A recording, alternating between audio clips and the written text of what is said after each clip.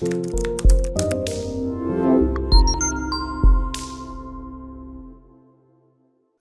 is Valerie VanBooven with the Senior Care Industry Netcast, where leaders with 3 or more years of experience share their advice.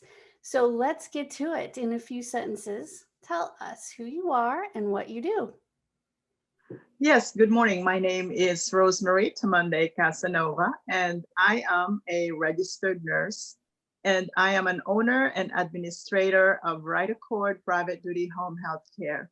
We are a local home care agency located in Sarasota, Florida, and we have been operating for the last 13 years in this community. Nice. So you do have a lot of longevity behind you. That's a good long time. You've seen it all by now. And of course, this year's been crazy for everybody. But what is the best thing about serving aging adults? Well, I used to be a critical care nurse, and I worked in hospitals in acute settings for many years. And taking care of my patients in critical care, really, I've seen the worst of their being sick and dying, and kind of had a little burnout. And I shifted my career into the home care because I believe I can make a difference in the lives of aging adults and helping them in their homes to hopefully prevent some of these debilitating issues that can be prevented instead of going to hospitals and being in my critical care. So I love to help them age gracefully in the comfort of their own homes and be there as long as they possibly be there.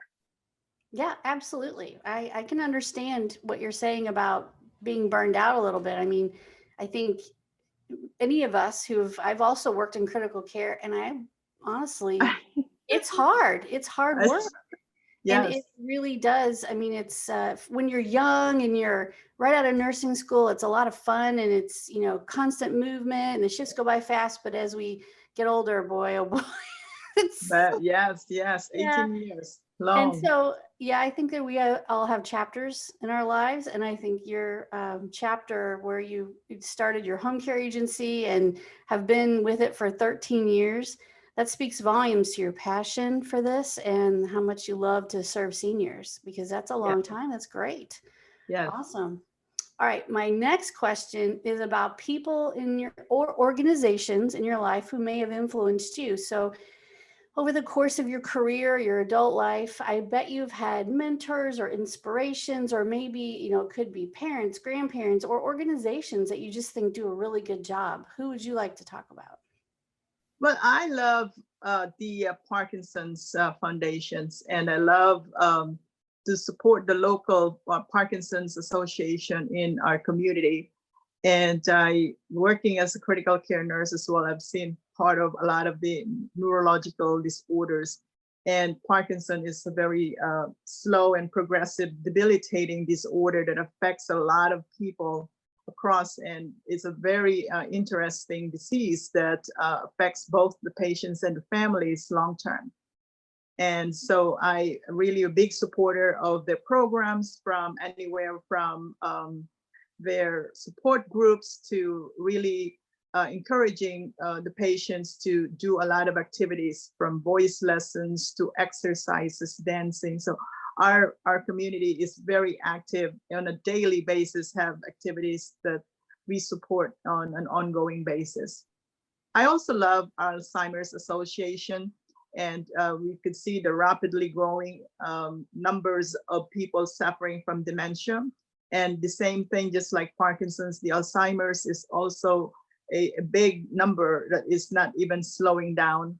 And I used to be a facilitator for our local Alzheimer's Association for their caregiver support groups on a monthly basis. So I love to hear what families are going through and to be their resource and be able to help them navigate the system and go through the disease process.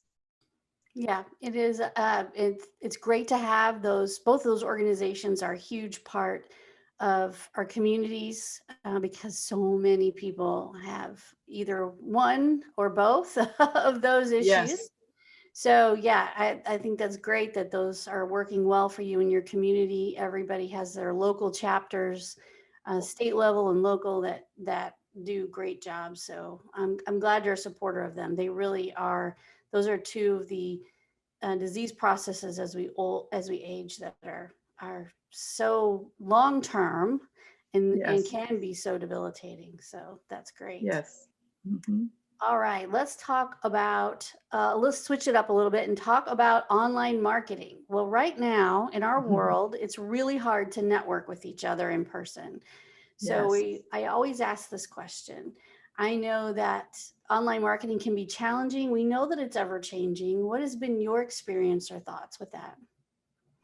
Yes, online marketing. It sounds really complicated, and I think the marketing of our businesses has shifted from the usual advertising in yellow books and magazines and ads, newspapers every time we do a business in the past has shifted into digital marketing. And I think understanding digital marketing is so complex for a lot of people. Me as myself, just really knowing the terminologies that are being used just confuses me, from SEO to AdWords and Google Analytics and just blogging and all these social media platforms and all its uses just really complicates the matter. So it's confusing for someone like me Hmm. as well. Yeah, it can be very confusing. But you do have a website, and so you have dabbled in some online marketing, I can tell. Yeah. Yes, yes, And that's how we found each other, through LinkedIn. So that yes, works. Yeah, yes. that's good. So you're making your way through it all, even though it's challenging. Yeah, just really educating ourselves. But I think everything has been shifted to the internet nowadays. Pretty much, yeah. I mean, we received a phone book the other day, believe it or not, on our Yeah. doorstep. And instead of it being, this big, it was little, little bitty one. I don't even know what was in it. We put it in the recycle bin. They shouldn't even be doing that. So, Yeah, we still do. We still have a little, there's some, even believe it or not, even in our senior community, there's still a lot of books that are being published just for the audience, for the yeah, senior that's audience who true. don't like to use technology. Yeah, So I that think makes that's what sense. the market is being done. That does make sense for our seniors to have a book or something they can look through for resources or phone numbers or little yellow pages. Because you're right, not all of them play on a smartphone all day like our kids do. Yeah. Um, okay. So, what piece of advice would you give to other senior care providers? Well, we serve the same population and the same experiences and challenges of the shortage of staffing and caregiver that we have right now. The pandemic has really shifted a lot of our seniors into going home prematurely, sometimes coming from the hospital or leaving the facility because they would rather be at home rather than being in the hospital. The social workers are also sending patients homes faster than usual. So it really had increased our business in home care. I'm sure a lot of people in the same industry are experiencing an influx of patients that are being served in the home. So my piece of advice is that gone were the days when we have caregivers that are probably just thinking I'll be a companion or be a sitter or doing simple things and household tasks, and that has become more complex now. And we're seeing clients that have high skilled needs, such as having stroke or suffering from acute surgery after a surgical procedure, and they're coming home with more skilled needs. So we need to train our staff. We need to get honed in their skills. And I'm in Florida, where much of our staff are not mandated to do a lot of trainings compared to other states where there's really a mandatory certification for all caregivers across the board. So my advice is to keep honing them, keep shaping better providers so that we can serve the population that needs them and be more competent. Yeah, I would totally agree with you. People are discharging. I mean, in the last several years, people discharged fast as it was, right? Yes. And now people are anxious to get out of the hospital because that environment is potentially where a lot of people have caught COVID and have Yes. gotten sicker. So Right. and it may be more under control now than it used to be, but in the beginning of all this, but it is still a position where people don't go straight to rehab for, 2 weeks of learning how to Absolutely. walk again, or 2 weeks Yes. IV therapy. They come home for all of that now. And you're right, it's more important than ever that our aides, no matter what state we're in, and you're right, like for instance, New York requires a certification a lot of times, or Yeah. New Jersey specifically is very Yes. careful Yes. about that. That's where I came from. Yeah. So that you have to have your New Jersey CHHA to work in New Jersey. So, Yes. but states like yours and states like mine here in the middle of the Midwest, we don't require that. Hmm. So you're right. It's up to the leadership to make sure that we're providing training and resources and making sure our caregivers understand these different disease processes. And they don't have to be RNs, right? But they just need to understand some basic, No, no. just That's basic. why I developed my own program for the training and actually accredited myself to the Board of Nursing and Board of Education to become a CNA on home health aid training program provider. Very good. I think that's a great piece of advice for a lot of home care agencies, especially when you're suffering with this issue of not having enough staff. Yes, The more you can do for an aide, the more you can do for a caregiver, the more you can educate them or provide that training that they don't have yet, yes, the better off you'll be. Absolutely. yes, Absolutely. Great job on that. yes. Thank you. Thank you. All right, my last question is supposed to be a fun one.